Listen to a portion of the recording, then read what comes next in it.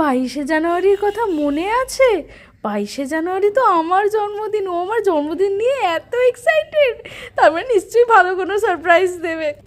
এই কি গো, বলছি তুমি এই যে একটা স্ট্যাটাস ছেড়েছো না, যে 1 জানুয়ারি থেকে 22শে জানুয়ারির অপেক্ষায় বেশি আছি। কি আছে গো 22শে জানুয়ারি? এই তুমি জানো না নাকি? হ্যাঁ, তুমি সব জানো। সত্যি বলছি আমি জানি না। নাটক করো না তো। আমি নাটক করছি না, সত্যি আমার মনে নেই। সত্যি জানো না? জানি না, বলো না বলো না। 22শে জানুয়ারি রাম মন্দির উদ্বোধন তুমি জানো না?